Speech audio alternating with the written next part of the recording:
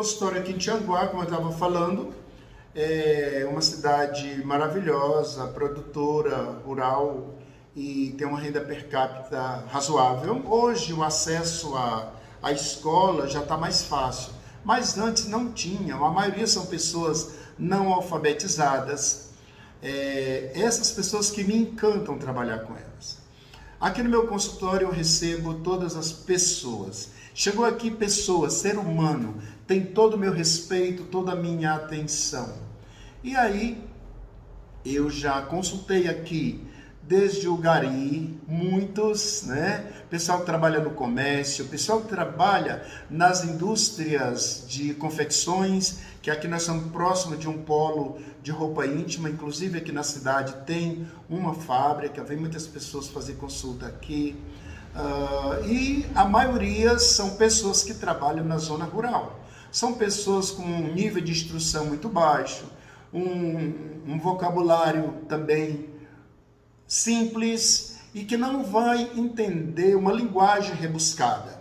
São pessoas que quando eu falo a pressão do globo ocular, por exemplo, todo mundo sabe, quem tem estudo, que o globo ocular é o olho, formato, o que eles chamam aqui de caroço do olho, que estão com dor no caroço do olho, com dor na bila do olho. Então, a gente tem que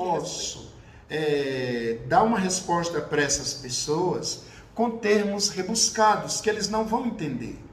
Quando eu falei das pessoas de 40 anos, que têm dificuldade de enxergar de perto, eu usei uma linguagem simples que todos entendessem. Não adiantava eu falar para essas pessoas, porque quando se aproxima dos 40 anos, você vai perdendo colágeno, e aí você perde a reserva de acomodação, porque o corpo ciliar que envolve o cristalino é composto quase que 100% de colágeno.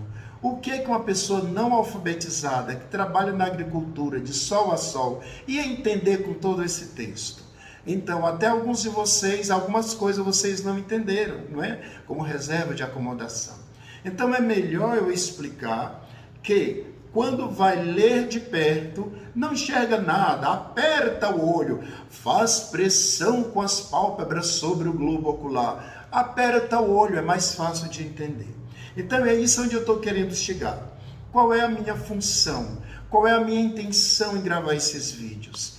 É atender todas as pessoas e explicar no português simples, sem ser rebuscado, sem termos técnicos, para que todos entendam, desde o advogado ao juiz, que todas essas pessoas eu já consultei aqui nesse meu bonito, mas humilde consultório, decorado por mim e por minha esposa, Advogados, uma rede uma composição de funcionários públicos, bancários, esclarecer esse povo que depende do SUS para ser atendido.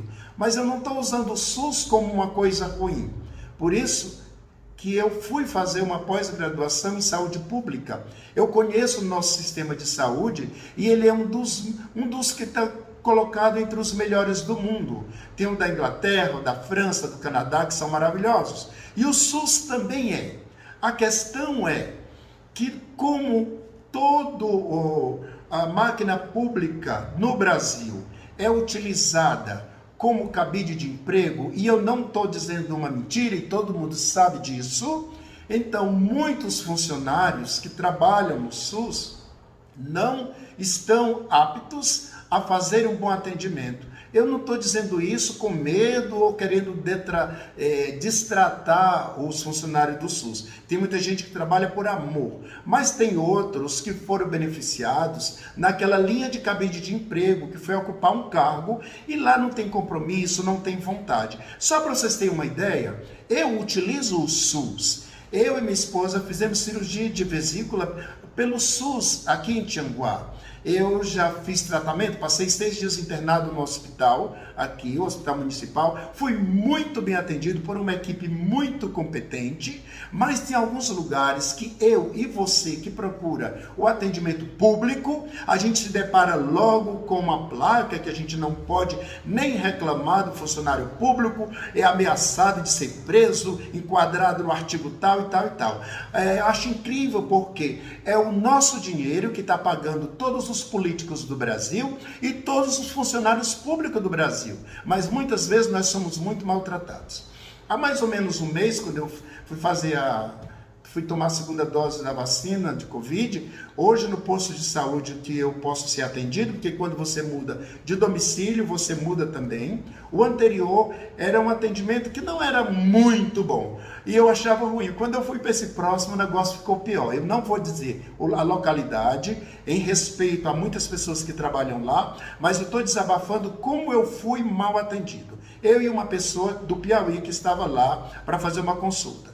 Eu precisava marcar uma consulta, cheguei lá e disse, aí perguntaram qual era o posto que eu era, eu disse, daqui. Não encontraram o meu cadastro, eu disse, quando eu vim para cá para fazer a vacina, vocês disseram que eu fosse lá no centro administrativo, eu fui lá, mudei o meu cartão, fiz a mudança de endereço. Mas não está aqui, você teria que trazer. Eu digo, eu teria que trazer? Sim, você teria que trazer o seu prontuário. Eu digo, eu não estou acreditando. E para a mesma coisa, estavam falando para uma senhora que morava no Piauí e precisava fazer uma consulta. Essa senhora tinha que voltar no Piauí para pegar o prontuário dela para trazer. Eu digo, eu não estou acreditando nisso. Vocês são pagos pelos seus trabalhos. E eu acho incrível uma organização, uma instituição, entregar para o usuário o prontuário, que é uma coisa de alta responsabilidade, para que eu traga de uma unidade para cá. E o pior é que ninguém sabe disso. Tinha umas 20 pessoas para ser consultada e eu perguntei, alguém daqui sabia que quando se mudasse tinha que trazer o seu prontuário do outro posto? Ninguém sabia. E eu achei incrível a falta de respeito. E eu fiz um discurso nesse nível, nesse tom.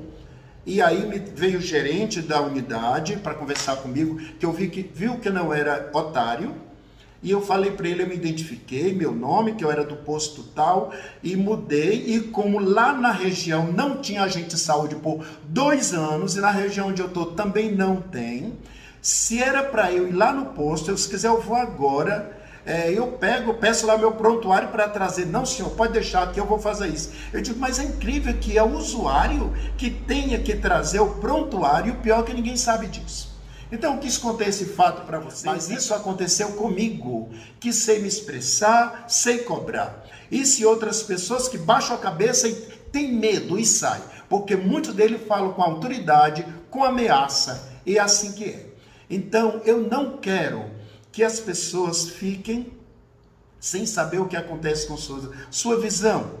Por isso eu quero explicar numa linguagem simples, não rebuscada, uma linguagem que atinja o meu público, que 80% representa pessoas simples, trabalhadoras, que trabalham na zona rural, pedreiros, serventes de pedreiro, vendedores ambulantes, professores e professoras, que tem um título muito bonito, que no Brasil é muito mal pago, muito mal remunerado, e que não tem um plano de saúde digno. Então todas essas pessoas serão muito bem acolhidas no meu consultório, e eu quero esclarecer para essas pessoas que precisam de orientação e precisam escutar num português que eles entendam, português nordestino, certo? Linguagem simples, que possa entender que se o caroço do olho está doendo, é falta de correção, falta de óculos. Eu não vou corrigi-los e dizer, é o seu globo ocular que está sendo estressado, é sua pálpebra que está fazendo pressão. Não, você está apertando o olho e por isso o óculos vai resolver o seu problema. Tá bom? Então eu queria esclarecer esse fato e os meus vídeos serão nessa linha. Se eu tiver numa reunião de alto gabarito, eu garanto a vocês que eu serei muito apto a falar termos técnicos se eu estiver dando uma aula numa faculdade ou apresentando um trabalho em termos de curso, ou apresentando uma tese, eu vou falar numa linguagem técnica, como é exigido pela ABNT. Mas aqui eu estou falando com pessoas simples, que a única coisa que querem é entender da sua visão, melhorar e ter soluções para os seus distúrbios. Boa tarde a vocês e muito obrigado, e vejo os meus outros vídeos. Até logo!